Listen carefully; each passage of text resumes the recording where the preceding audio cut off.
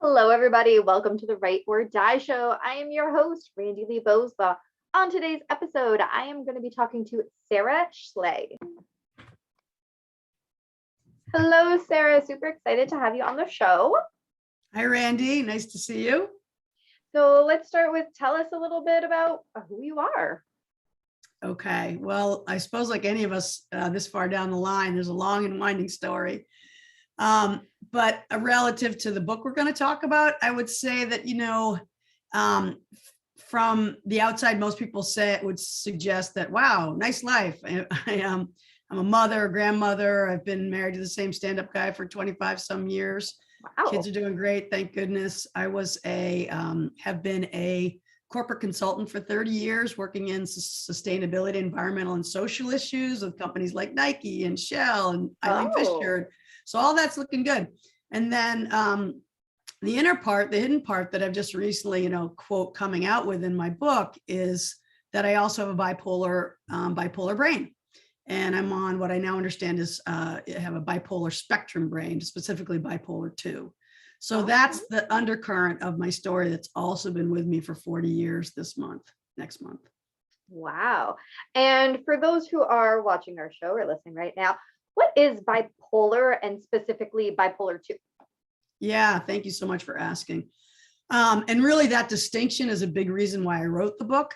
So I think bipolar 1, Roman numeral 1, most people would think they recognize that as somebody that's manic depressive, that have huge highs and then severe lows. And you could recognize the huge high, maybe, somebody's on a shopping spree or a sex spree or a megalomania spree or staying up 3 nights in a row or has too much energy to contain. And then goes into a dark, severe depression. And that kind of bipolar is actually relatively easy to diagnose because a clinician would see, oh, super high, super low bipolar. Yeah. What I have on the bipolar spectrum is a little bit more subtle, you might say, in that you don't recognize that classic high. I don't have a history of mania in any way. I have what people would say is high energy, like a lot of my friends. I can get a lot done when I'm feeling well, but a doctor, clinician, a therapist, psychiatrist would not on the first hit diagnose me probably as bipolar. Yeah. So, but what there does exist, as I've come to understand through, research and good grace of meeting doctors who understand this, is that there's this whole spectrum that goes from the very obvious bipolar 1 with big mania all the way down to what you might call unipolar depression, which is dark depression without any bipolar at all. Oh, okay. Yeah. Okay. And that dark depression is most often, or I should say it this way, bipolar 2, where you don't see the big mania, is most often misdiagnosed as regular unipolar depression. Oh, okay. Which makes a lot of sense because it's hard to see those highs. Right. Or those slightly higher ones. Yeah, you don't see it. And usually what happens is you go into a doctor, psychiatrist, therapist, as I did, when you are your bipolar is flaring, meaning you're in a severe dark place, depressed place, and clinically depressed place. And so people, your psychiatrist will write a script for Prozac, or your primary care doc. What's the problem with that, Randy? Why is that a problem? Not the right stuff. Not the right stuff. It's the right stuff in certain situations. But in my case with bipolar brain, more often than not, it can be like poison. Yeah. So it ends up making you worse in my case. Not everybody, but for a lot of bipolar 2 people, the SSRIs, the traditional Prozac, Lexapro, Celexa, any of those can be a detriment to a bipolar brain. But then what happens is the mental model of the practitioner is you come in the next week more depressed because you got the wrong drug. They say, oh, she's more depressed. Let's give her more of that. Yeah. So it's a vicious cycle. Get worse and worse and worse. Yeah. And then, people are become psychotic, suicidal. And it turns out I have from Dr. Trisha Supes or Dr. Holly Schwartz, others, the research that's showing now that there's a higher incidence of suicide in bipolar 2 than in bipolar 1. Really? And most likely because I'm guessing, I don't have the data myself, but because people are getting the wrong drugs. Yeah, between the wrong drugs and that wrong diagnosis, it makes sense that there would be a higher rate of that. Yeah. And in my case, which is not unusual, unfortunately, ready for this? It took 25 years and 5 psychiatrists before we diagnosed me right. And I'm getting chills when I tell you that. In the interim, terror. And if I hadn't had the supports that I have, a family and partner, probably on the street somewhere. Yeah. And so one of the doctors that I'm referring to, Dr. Holly Schwartz, who's a professor of psychiatry at the University of Pittsburgh School of Medicine, along with Tricia Supes, are doing really breakthrough research in the whole domain of bipolar spectrum. She told me that the average diagnosis time is, you want to guess?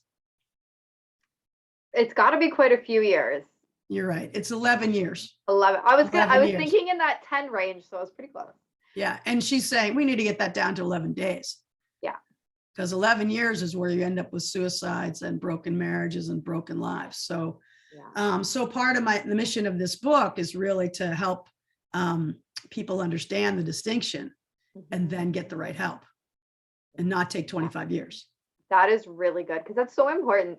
My friend, actually, they had diagnosed her with bipolar 2 and put her on the wrong meds. And then as she's doing her own research and going into this, and actually I think that maybe your book would help, she doesn't think that's actually what it is, but something, because even that can be similar looking to other things, right? And that's the thing with mental illness, mental health, however you want to word it, is that so many of the illnesses look similar. Right. I know. It's in some ways it's an art, not a science, the diagnostics. And I in my book, the first chapter says the brain is as vast as the universe and equally uncharted. Yeah. I believe that we're it's such a like kindergarten level of understanding of the brain. And partly that's maybe because of the stigma and the prejudice, and we don't get enough research into mental health and brain issues. So we want to end that stigma too, as I'm sure you do. Exactly. That's why we do the show. Actually, where I live, some of the city councilors are trying to get mental health, an emergency order, saying it's like an emergency response for mental health specifically right now where I am, because it is really, really high. And our mental health system here sucks. Yeah. Where do you live? I live I'm in Ontario, Canada, kind of by Niagara Falls. Yep. Oh, I would think the Canadians would be on top of this.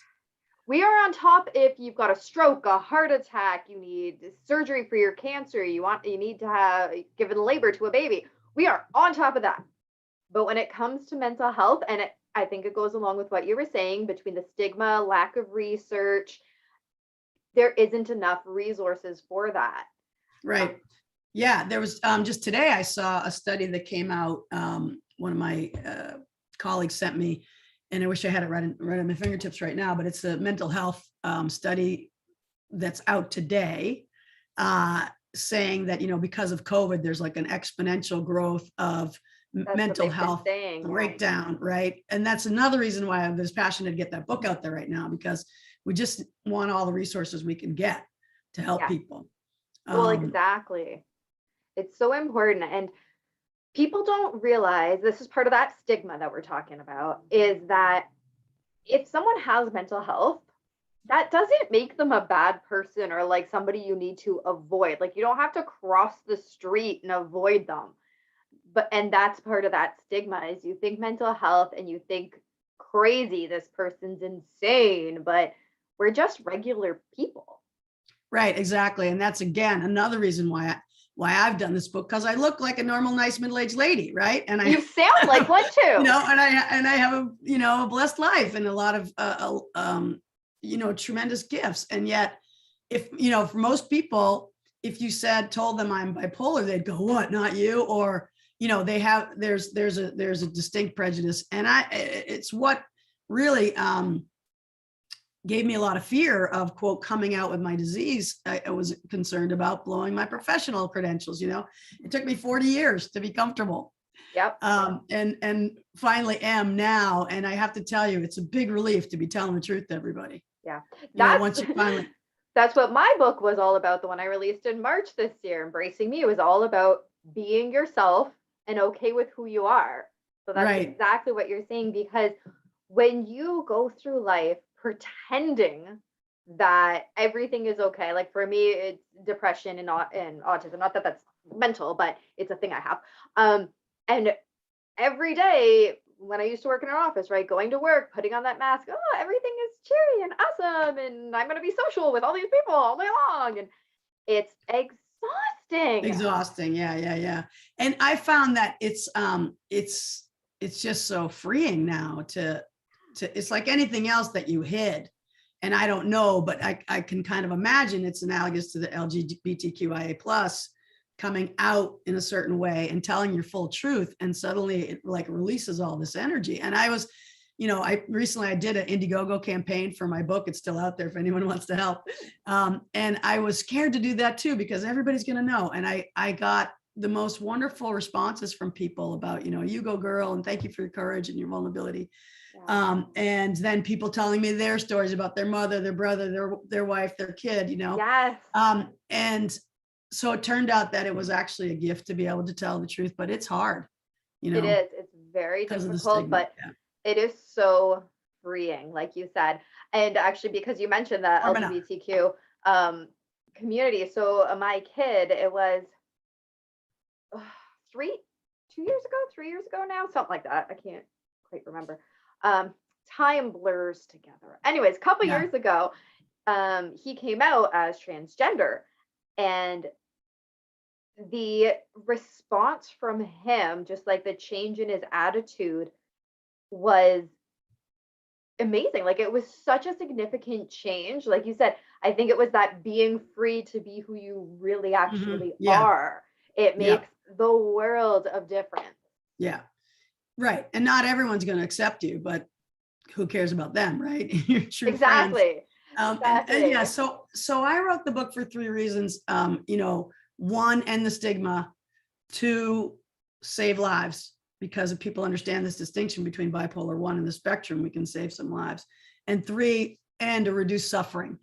And the reduce suffering part is, a lot of practices that I've developed over the years. You probably have too. Yeah. Which, I call them practices for healthy brain. Ooh, But, I like that. physical, emotional, creative, and spiritual, like my acronym is PECS, physical, emotional, Okay. creative, and spiritual, and all the things you can do to either prevent or mitigate, your brain challenge. I say that I have a lot of respect for my bipolar brain.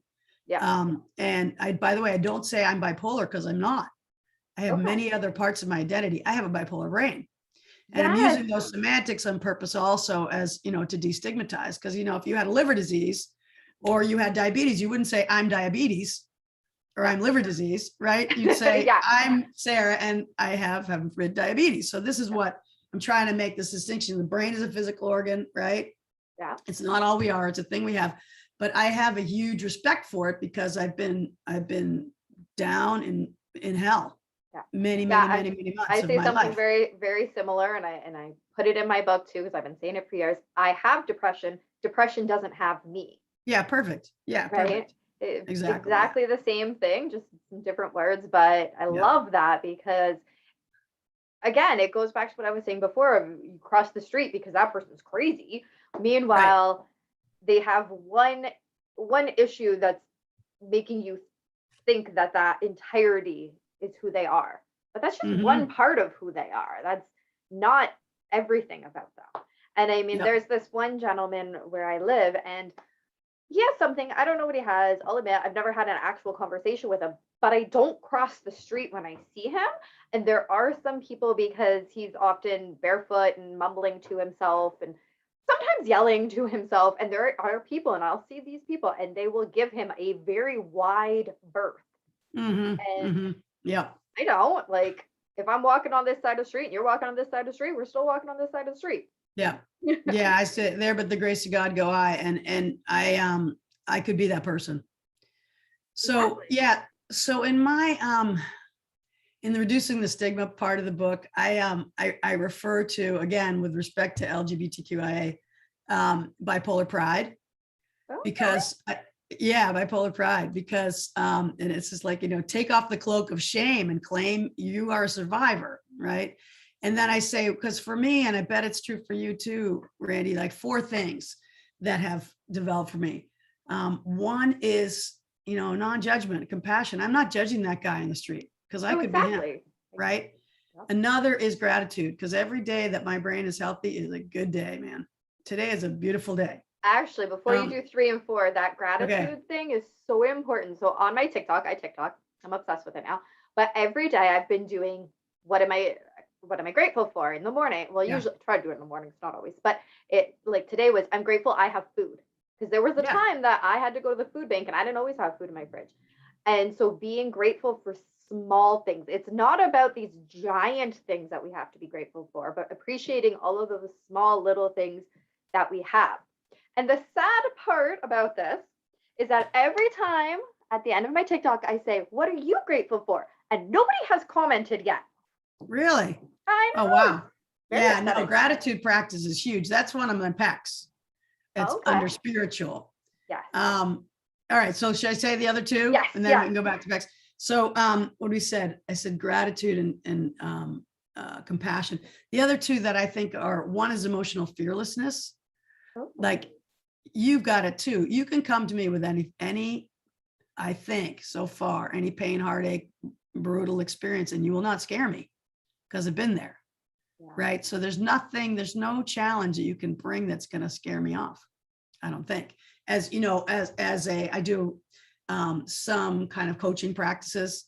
I was been an executive coach, that kind of thing. And people bring stuff to me and it, bring it on. So Yep. I think emotional fearlessness comes from this too, because you've been to hell and back. And then the last one is discipline.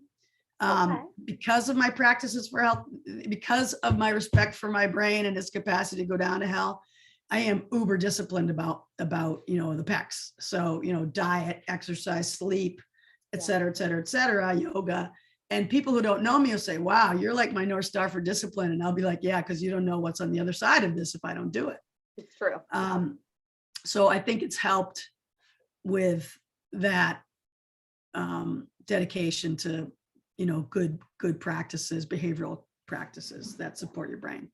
And that's a really good point again, because when you find something that you know does work for you, you have to keep it up. And I'll admit, I'm super bad for this. Like, I'll get into a routine and I'm a creature of habit, creature of routine. I think that comes with the autism part of my brain.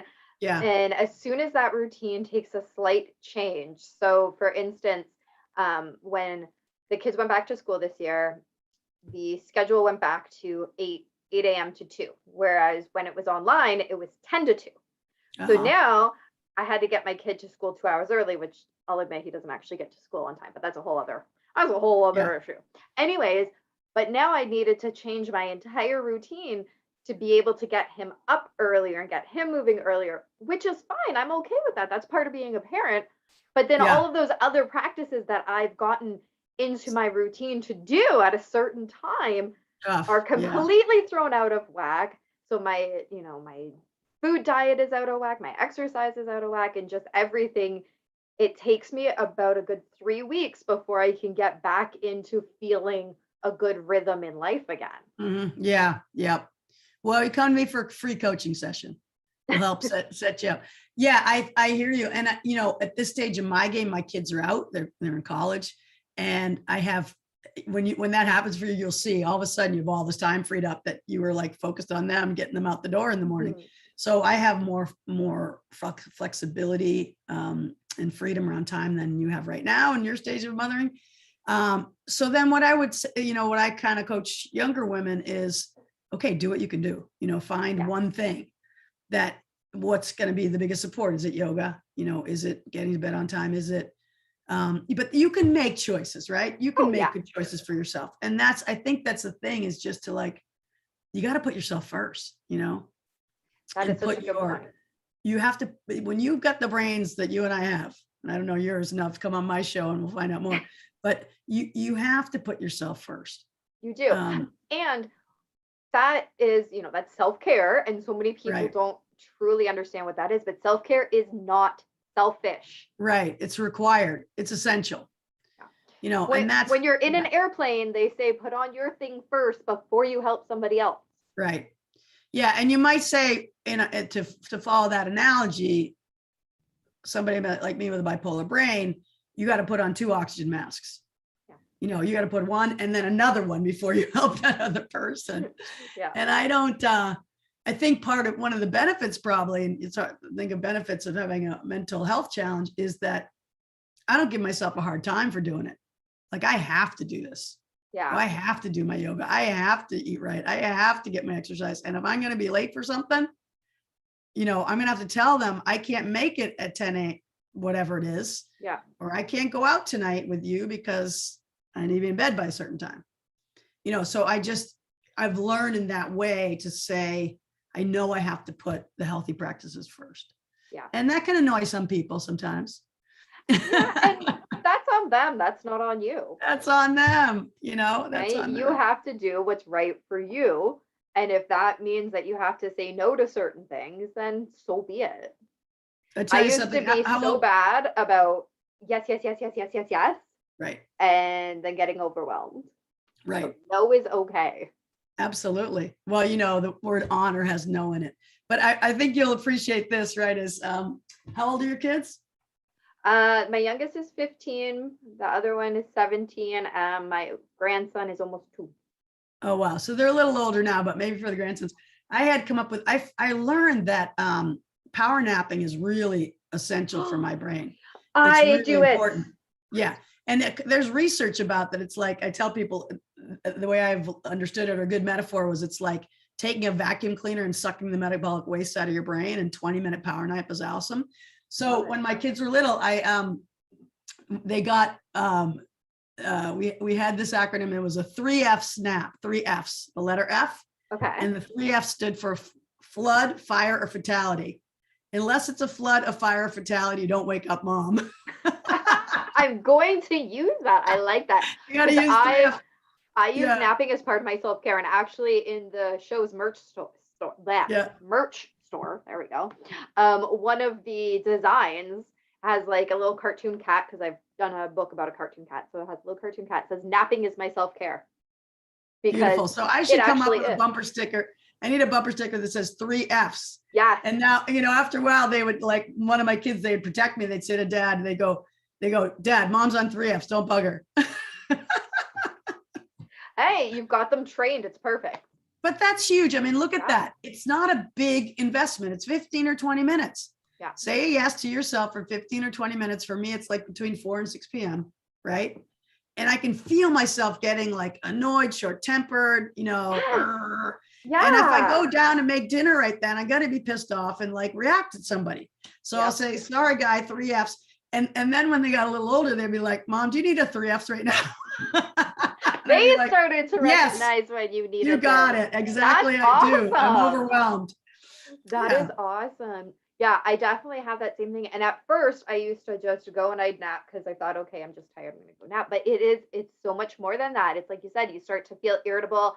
I start to almost have like foggy brain. Like it's exactly. Okay, I know I have these things to do. They're on my to-do list. I know how to do them, but I can't do them. Like I can't get my brain to do them. Yeah. And I made a TikTok about this a while ago, but so I was taking a nap the one time, and it was a weekend, and my mom comes in. I was laying with the dog, and I was in that like half awake, half asleep spot, and my mom talks to the dog that I'm laying with. He goes, "Oh, is mama lazy? Is she taking a nap?" And in my head, I'm like screaming because I'm still quite asleep, but I'm screaming, I'm not lazy. I need a reset. I need this right now. And it took me a long time because that's the way I was raised, right? Sure. And that's that mindset of a lot of my mom's generation. Sure. You're taking a nap because you're lazy. You gotta go. My dad, who would have been 101 today, he lived to 97. He used to say, work, work, work, think later. Yeah.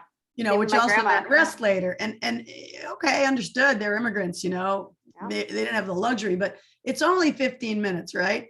You're going to be so much more efficient. You're going to be so much nicer. But I think one of the interesting things for me, and I don't know if you have this experience, like before I had this respect for my bipolar brain, because I didn't really know what was going on. Yeah. I would just override that feeling. If I was feeling exhausted, if I had executive, function reduced, if I would just override it, push.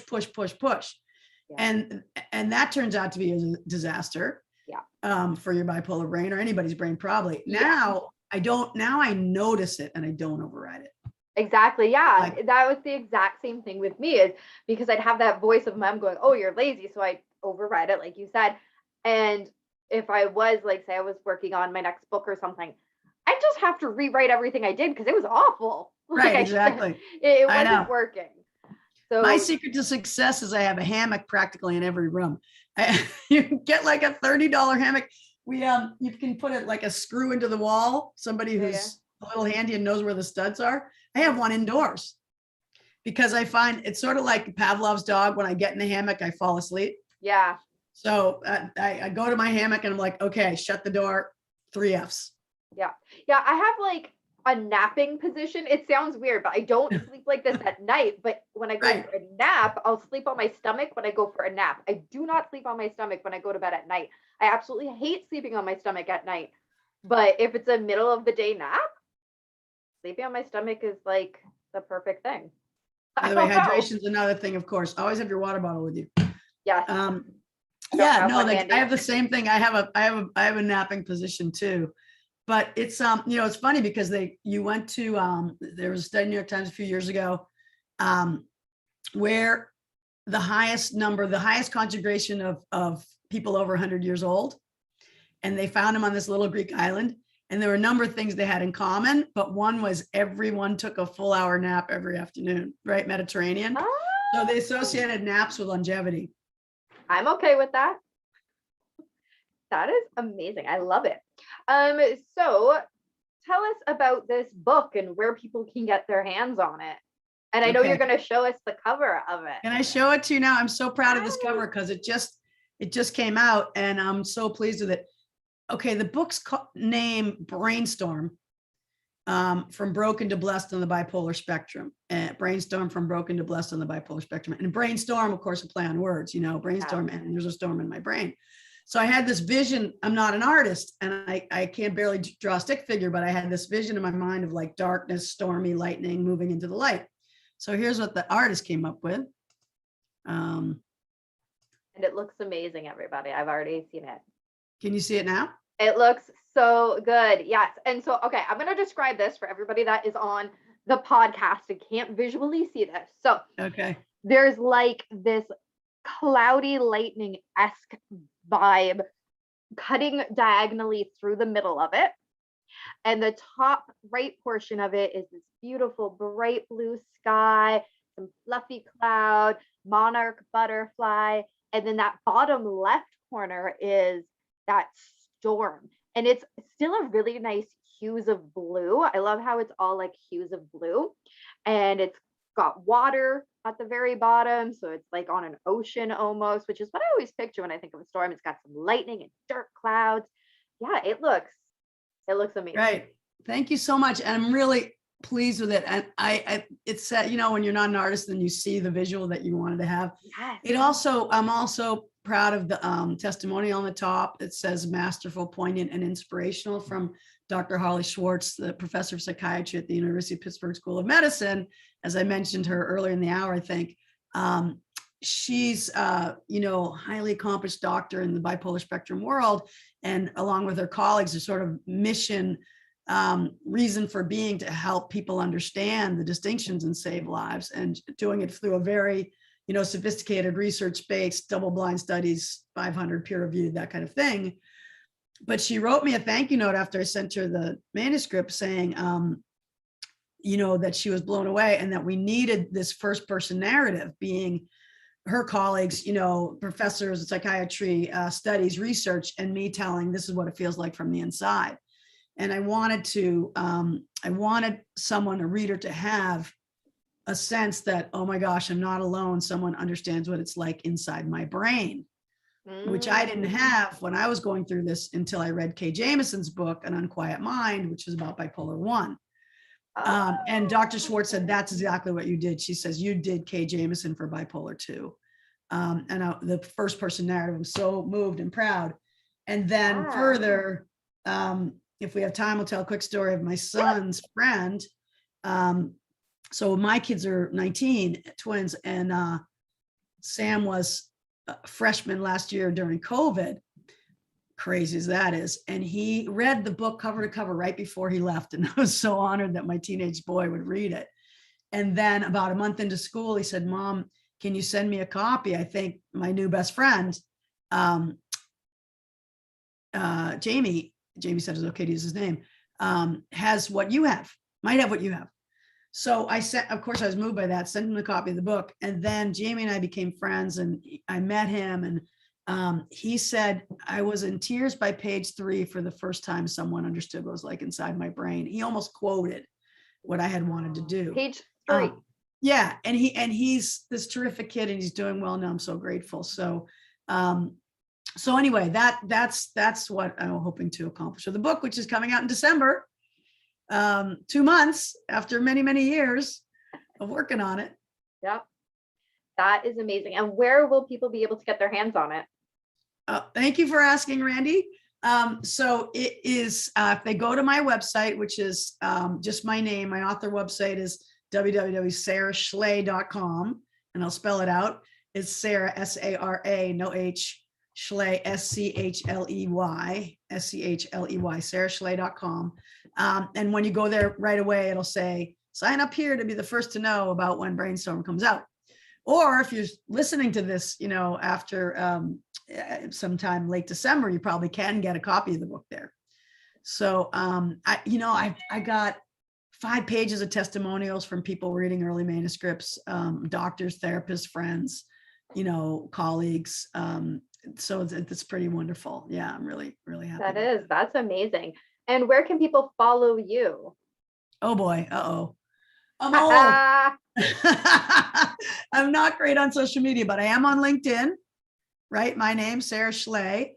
I am on Instagram, probably same thing. Or if you just go to my website, saraschley.com, then you can sign up, and then you'll be on my newsletter, and that would be great. And Perfect. Then you'll find out everything we're doing. And also on saraschley.com, I've got a bunch of blogs. Okay. And many of them are excerpts from the book, so you can get a feel for what it's like. Yeah. Wonderful. And those links will be down in the description below. So you can beautiful. Thank you. Yay. Very easily click on the link. I find it's Fantastic. A lot easier just to give it to people. I love that. Yeah. Thank you so much. That's great. This was so exciting. Thank you so very much for being on the show. And we'll have to talk again. All right. Thank you, Randy. I really appreciate you and wish you well, you and your family. And read the book and let me know what you think. So again, those links to get a hold of Sara's book are going to be down in the description below. So be sure to check those out. And I got to say that cover was beautiful. Like, wow, I'm blown away at how amazing that cover looked with those blue hues and everything. Loved them. And of course, hit that like and subscribe button here at the channel. Share these episodes out to everybody that you know, because this is such an important topic and we have got to share this message. We have a merch store, 10% of the proceeds go back to the Canadian Mental Health Association. And we have Patreon if you want to support in that way for as little as 1 cup of coffee a month. Yeah, that's my little infomercial voice there. I don't know if I'm any good at that. Thank you everybody for joining. And remember, the only way to end the stigma of mental health is to speak openly and honestly. Bye.